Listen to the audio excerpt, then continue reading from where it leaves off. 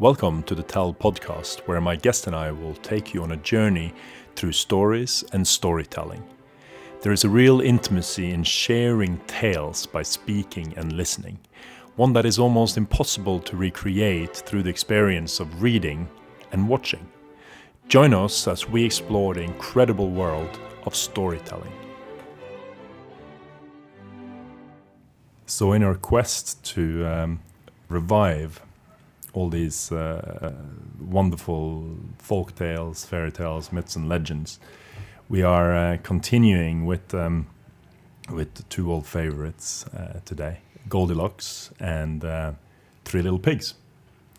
Before we reintroduce you all to Klaus and Christo, just wanted to give a little update on where we are with Tell and the project. And we launched the app for the first time last year and learned a lot, more of a beta or a test app.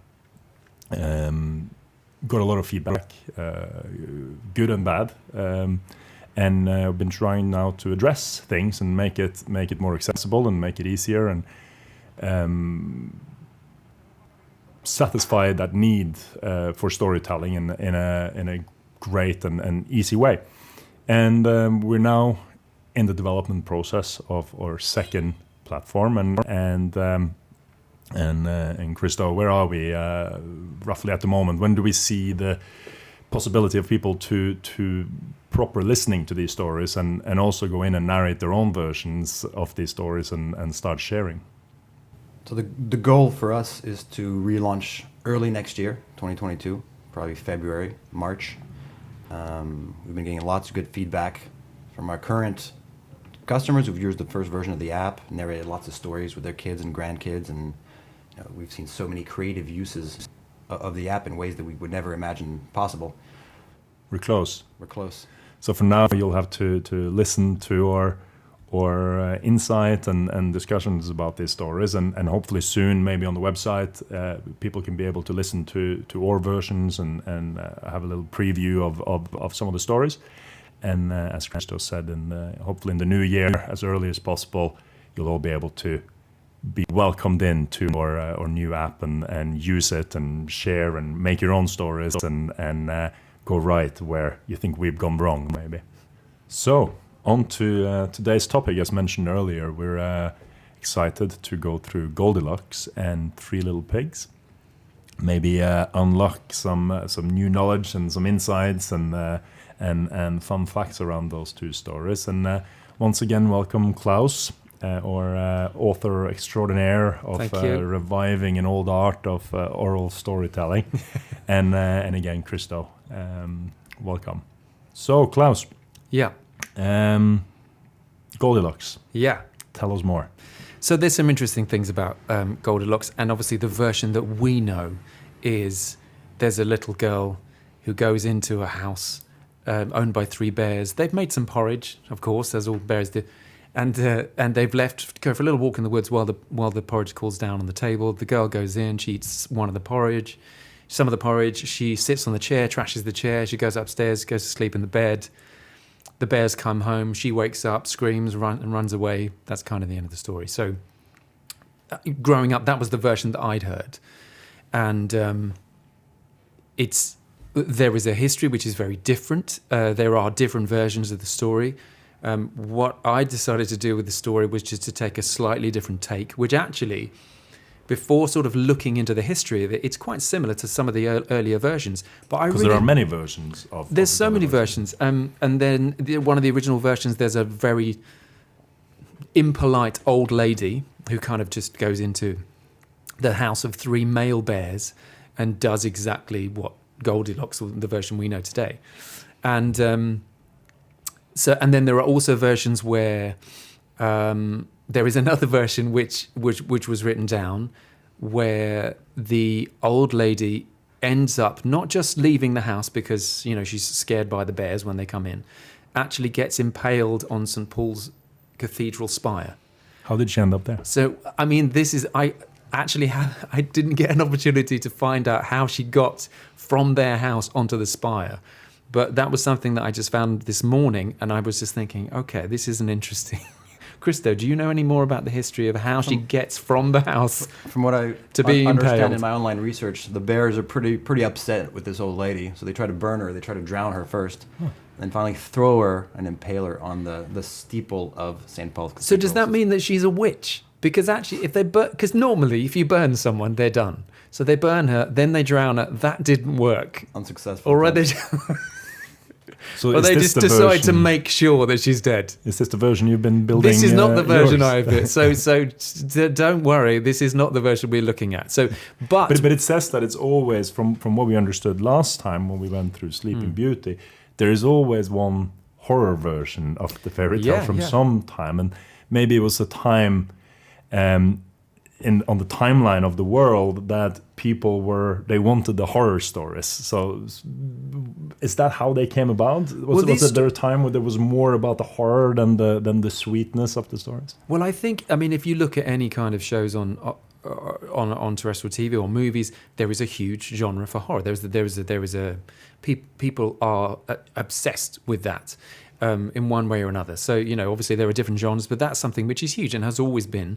I think the difference is that fairy tales or folk tales didn't used to be for children. And so there was a point where they become sort of, they cleaned them up. I mean, one of the things was it was an old woman and then it became a little girl because someone decided that there was enough stories about mean old women or witches, and so they made her a little girl, and then that became pretty much the version that we know today, because that was more relevant to tell to children as a little girl who does all these things. And human impalement doesn't necessarily always. No, I mean that doesn't appeal.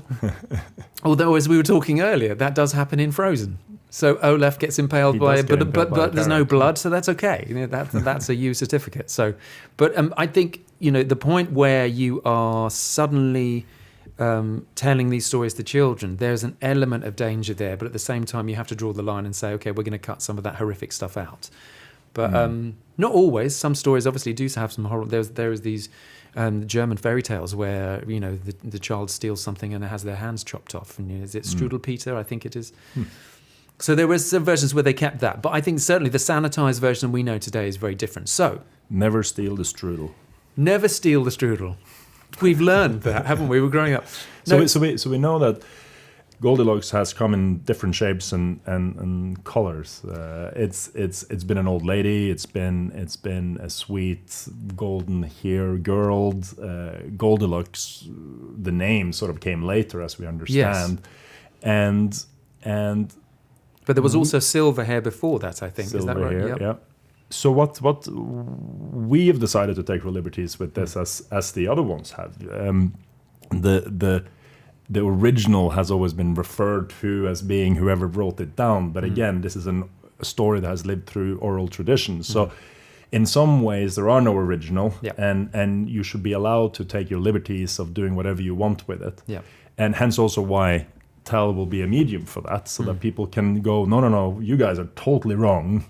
This is how it should be, and we want you guys to come and show us how wrong we are. But what did we decide to do? What's our version like? Is it controversial? Is it spin on his head? What's it like? Well, I think there is a spin, but at the same time, I don't think it's not controversial. I guess it's controversial with the version that we know. In that I wanted to take the perspective, and it's very much the Roald Dahl perspective about children who are naughty. So there's various stories which he's written where, for example, Willy Wonka and the Chocolate Factory, or Charlie and the Chocolate Factory, where there are naughty children, and he wants those children to learn. So one of them turns into a blueberry because she can't stop eating chewing gum, and Augustus Gloop falls into the chocolate because of that whole idea of gluttony. And then, of course, he is affected by it, and so there's a payoff. There's a cause and effect, and I wanted to take that perspective a little bit, and so to see Goldilocks not as, I always felt that Goldilocks got away with it, and it felt very wrong. You've got these three lovely bears. They're very clean. They make their own porridge. They go for walks in the woods. They even live in a house. And they live in a house, and they've got beds and chairs and a nice fire. And it always felt very strange to me that the Goldilocks would come in trash the place, and then leave, and there was no repercussions. So, And the bears were put to be the bad guys almost. well, right? I think just because of who they are, yeah, and I think that and again, very different from the original, because you would originally, it was a mean old woman coming into the the house, and I think we talked about there's a version, apparently a Norwegian version, where there's an old woman, and then there's 3 Russians who live in a cave, and she comes in and trashes it, but they've got bear skins on, so they think there may be a link to the story there. So it was originally, if you I say originally, some of the older versions of the story, there is a mean character, and like the character who gets impaled by St Paul's Cathedral spire, and I before even understanding that, I thought, why not tell this from the perspective of the bears as the victims? And so that's our version. That's the version we've got on Tell. So it really is harking back and engaging, hopefully, with the listener, with the children, about a really naughty girl. I mean, obviously, you've got Dennis the Menace, you've got Horrible Henry. There's a tradition of naughty kids who do stuff. And I thought, why not go for that tradition a little bit? And really tell it from the bear's perspective of coming home and realising that someone's broken and entered their house, eaten their food, trashed the chairs, are sleeping in their bed. And actually, I put in a little thing about them jumping up and down on the bed with muddy shoes, which again is something that children understand inherently. You're not supposed to do that. So there's an element of that. And there also, there's a moment at the end where, Goldilocks wakes up, sees the bears, runs off. But I wanted to put something in about the fact that the bears were affected by this, and so they always made sure they locked the door after that, and they were a little bit wary of children after that, and they gave a very clear description of a golden-haired girl to the police, but it never did any good. So I just wanted to include that for the parents, but also for the children. So there is very, very much a sort of more. Is the moral the same? There's a clearer moral, I think, in our version. But you're just all along, you're kind of saying, that's naughty, isn't it? Would you ever do that? And I think it's that thing of trying getting that engagement, which hopefully I've managed to do. And it's bringing folktales and these stories back to also educating something, learning something from it, which was maybe lost in time by not having them evolved properly. And we have discussed earlier, also in the last podcast we did, that these people who decide to write down these stories almost stalls the development of them as well. And they're also very often credited as the originator of the story and so on. So they're they get it both ways. But by allowing to change it, we're putting the morals and the learnings, can you say that, of what the story is more relevant to today. But what's interesting is that we're doing something which, in the oral tradition of storytelling, is actually completely normal. It's just that, like you say, there are certain people. I mean, Disney, I love Disney, but there's an element of them taking a story and just going, right, this is it. And because they're a huge corporation, they can get it out all over the world. It almost usurps all of the other stories which exist. And that is the lovely idea of bringing all of those versions back. And ours is not the definitive version, but it certainly is a retelling. And these stories should be retold. You decided to also change the story setup, because we're all very familiar with repetitions in this story and so on. And you've decided to go a different route with it, maybe toning down the repetition aspect of it. Explain more. Well, I toned down the repetition so that we all know the kind of, the medium size, too big, too hot, too cold, just right. And also sleeping in my bed, who's been sleeping in my bed, and, they're still there. The idea of repetition, firstly, just to point out, if you think about you're telling a story to children, the idea of having that repetition, so when this was starting to be told to children, as anyone who has children or anyone as a teacher knows, you need to have that repetition because that engages the children, they know what's coming. So that's a way to tell stories. So when you're suddenly using this as a way to explain something to a child, that's when repetition comes in. And that's what the children know because they remember that. It's like if you want to teach a child something, you put it within a song because you have a chorus idea and then the melody helps them to remember. So the idea of repetition, I think, was really good. But that's so well known, I thought it would be nice to kind of break the repetition a little bit. So, for example, I've done that. That's what it's all about. It's about doing something different. I think so. To recreate an interest and an edge to it, right? That's it. And I think so. And I I didn't want to kind of go, oh, this is just right. I think there's a moment where she sits down and the Goldilocks sits down in one of the chairs and just whispers to her and like says under her breath, oh, just right. I didn't want it to be like every time she's necessarily going to say this too cold, too warm, too big, too small, just right, you know. And we'll get back to this more in a later podcast. But the Snow Queen, for instance, is, if you look at a fantastic story like Frozen, that Disney did very, very well. It's built on the Snow Queen in many ways, but it's so different. They've taken themselves so many liberties within it and made the story live again, relight. So a bit the same there. Yeah. I mean, actually, what they've done with that story is they've taken the elements of a magical character who is able to freeze someone's heart. There's magic that can freeze someone's heart. And the warmth of friendship in order to break that. So Gerda is able to sort of melt the frozen heart of her best friend. And that's a very similar. So the themes are the overall sort of arching themes are very similar, but the story structure is completely different. And that's okay. And it should be that's different. That's how it should be. And also, what the lovely thing with that is they've gone, this is a new story. I mean, it's got elements of fairy tale within that, but they haven't said this is the Snow Queen, because in a way that would have stopped the development of the Snow Queen, which is great. So they've just gone, we'll take an element of that and we'll build something else, which is good. Should we call Goldilocks something else then, maybe? Maybe we should. But that needs to be had. Yeah. But it's interesting, actually. So I wanted to also remove the idea of currently in 2021 there is an element of sensitivity with regards to sort of with gender, and so I wanted to remove the idea of this was like a mummy bear and a daddy bear and a baby bear. So I've just gone for sort of a big bear, a middle-sized bear, and a smaller bear, and for a couple of reasons. Partly because it's such a sensitive subject. And I thought if we remove that, then people can enjoy the story as it is. I guess also, in the danger of being too PC or not enough PC and so forth, by allowing it to be neutral throughout, it also allows the story to live more within your mind, and for the listener to create their own pictures and their own understandings and their own settings for it. And that's what fairy tales are all about. Maybe the fairy tales have lived so long that they've been too set in what they are, and hence limiting the fantasy of the listener. So that's really what I've tried to do here as well. You've just opened it up to live its own life more in the process. Yeah, no, I think absolutely right. And I think with regards to just going back to the gender idea, another relevance, if we're trying to make these things relevant for all children, not everybody has the mother, the father, and the other child. So we wanted to make that. So if the children are hearing this, we need this to be relevant for everyone, and I think that's the key.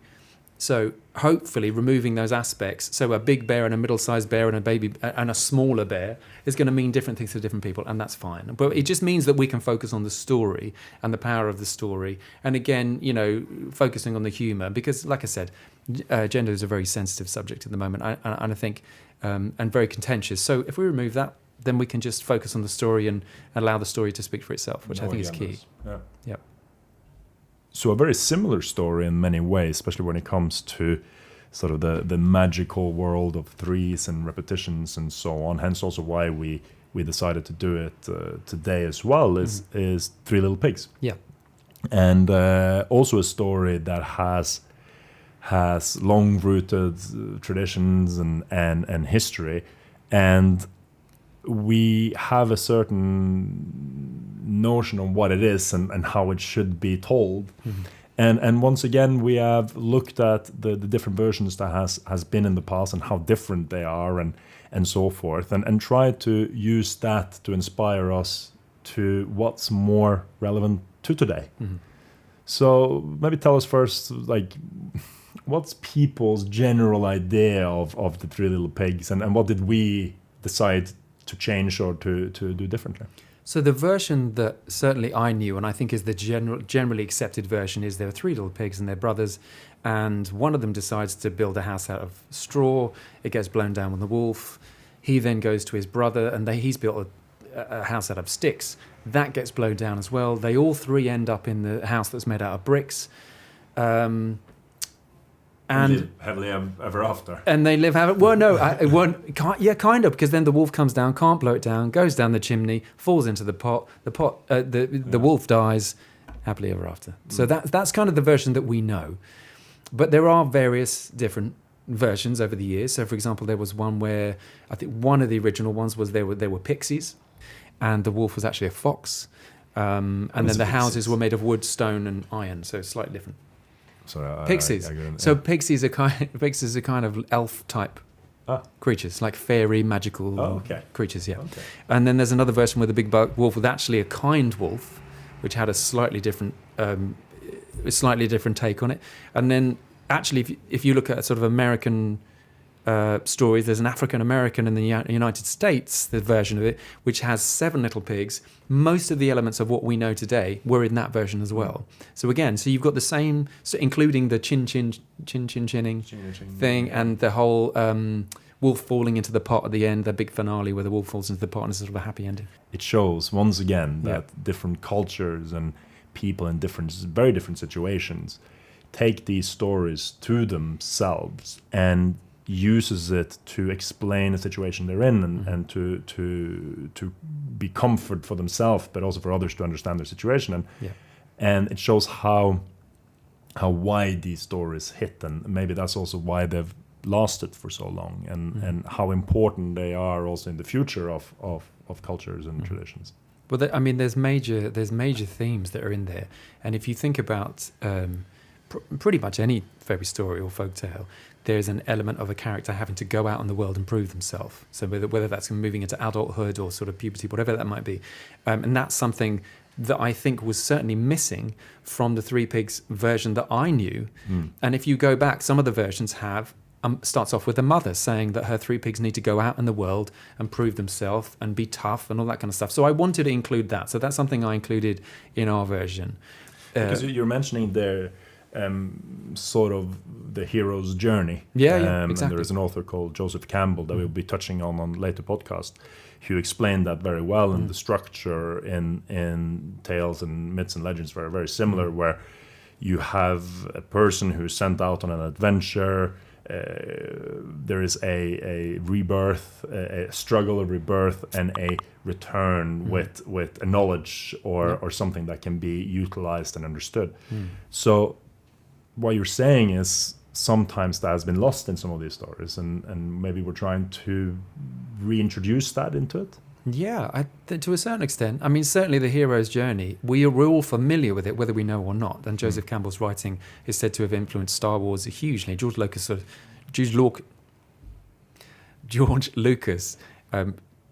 cited his writings, Joseph Campbell's writings, as a major influence. And if you look at Harry Potter, if you look at Star Wars, if you look at any sort of major movie, we understand. It's almost embedded in our psyche that we understand that the journey starts here, and then there's an element of sort of a wise character who comes, and then they come across, a challenge, and then there's a dip, and then by the end they come through. Or The Hobbit, any of these classic stories, but going back to Beowulf and the Odyssey, and they have the similar sort of stories. It's probably the first time someone has made the direct comparison between Star Wars and the Three Little Pigs.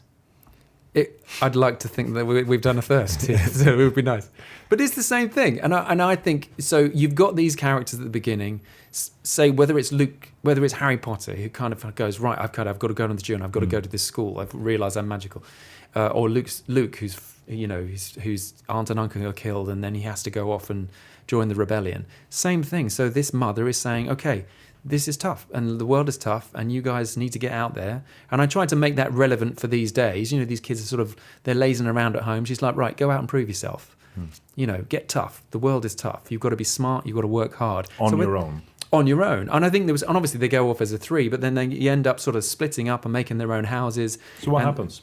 So in our version, I've got the mother who basically starts off and says, like, you guys need to get out there and work hard and think smart. And again, they're like, they don't understand it. And she's like, I'm doing this because I love you. And then one of the... Hold on a minute. Yeah. And one of the characters just goes, parents are weird. I mean, that's a nice line. But they end up there, they've got to go and make their own way. So they go out and they end up doing this. But I think I wanted to make sure that there was a bit of a moral bedrock there. So, for example, the first one makes a house out of straw and says, "Come on, this is easy." Let's play. Ends up getting eaten by the wolf. And of course, and then the second one, same thing, makes it out of sticks. Just thinks it's going to be easy, and then gets eaten by the wolf. So there's only one pig left, which is something that's very different from the version that certainly that I know. But it does hark back to older versions. And there's more of a sort of a, like I said, there's more of a moral compass there, I think. So you've got to work hard. You've got to think smart. And this third pig does. And then... Does he survive? He does survive, thankfully, yeah. That would be the happy ending. Although weirdly ends up eating the wolf at the end. And then I read this to my daughter, and she said, well, hang on. So that means that the third pig, Sam, has eaten his own brothers. And I kind of thought, well, that's a 7-year-old logic, which is brilliant, and I never even thought about it. So essentially, because the wolf has eaten the two brothers. I say brothers, what I wanted to do, again, to move this sort of to remove the gender side of things, I kind of chose names which we couldn't, so Sam, Maxie, and Charlie, which could be boys or girls. Again, I don't specify whether it's he or she. Wanted to remove that aspect. But then, so the third one is smart.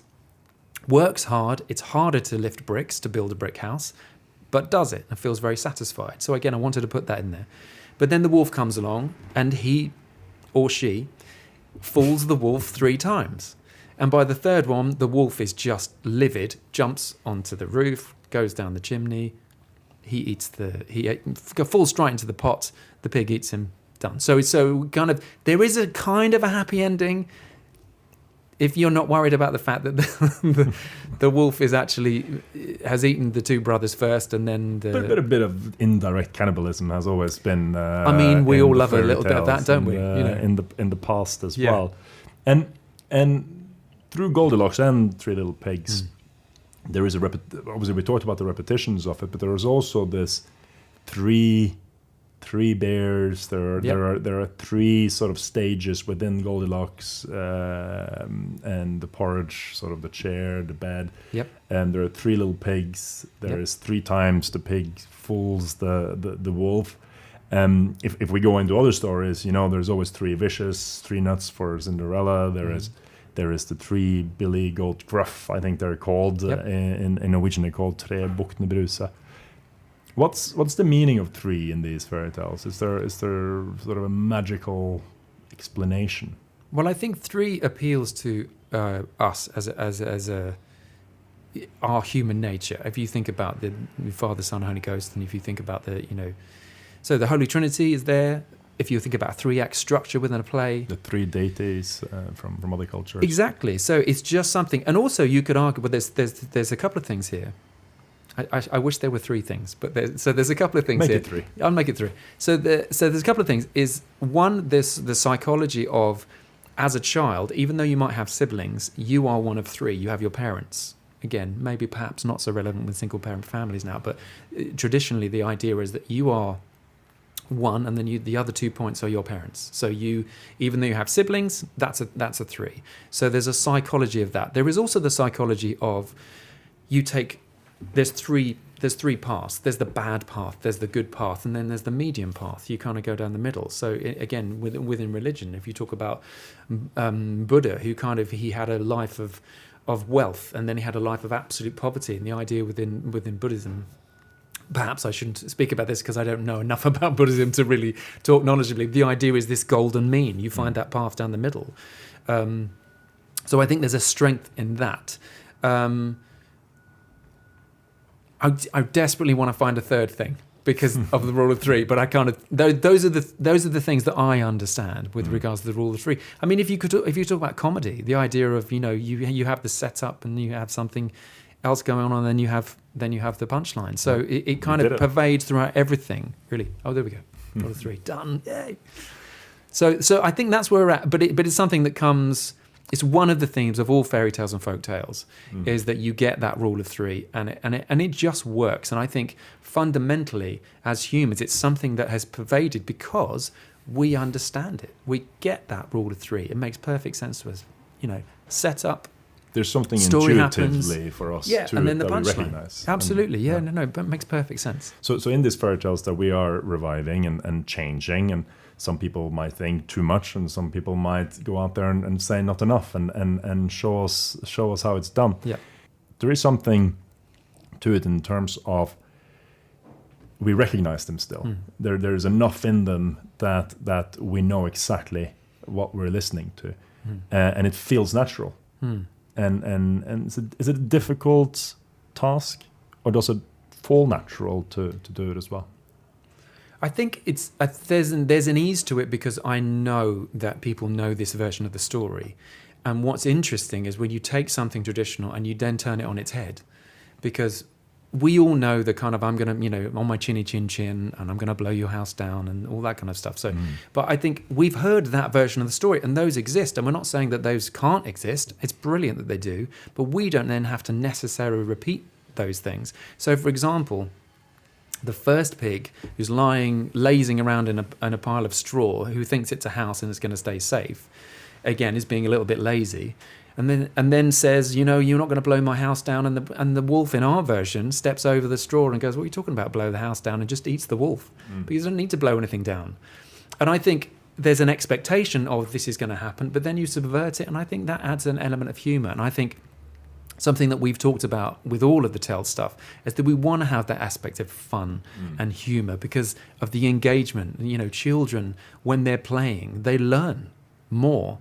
There are more sort of synapses which... And not just humor for the children, but humor that an adult and a child can share together. I think it's get the same enjoyment. meaning from, but maybe even different meanings from the same.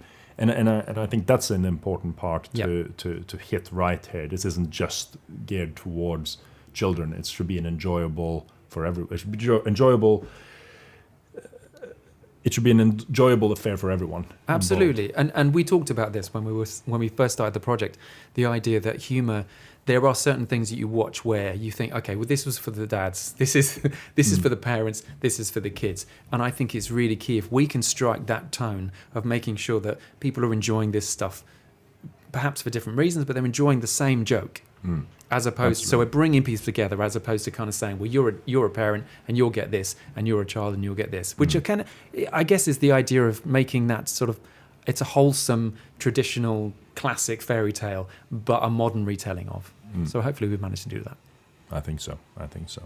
So next time we are thinking of bringing in, it was mentioned earlier, the Snow Queen, so the old fairy tale, folk tale of the Snow Queen. A story that Disney used as inspiration and as sort of a guideline to create the blockbuster success of Frozen, both 1 and 2. And there's so many interesting familiarities within these stories. And we mentioned it earlier, the importance of keeping an open mind and being creative and using these stories as inspiration to create something new. That's why they've lived so long and why they've become so powerful and acquired so much knowledge through year after year after year, or maybe sometimes thousands of years.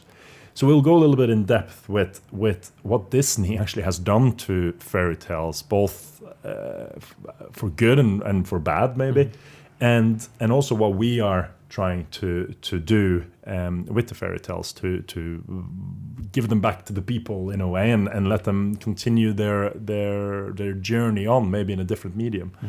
So until then, thank you, Klaus. Thank you, Christo. Pleasure.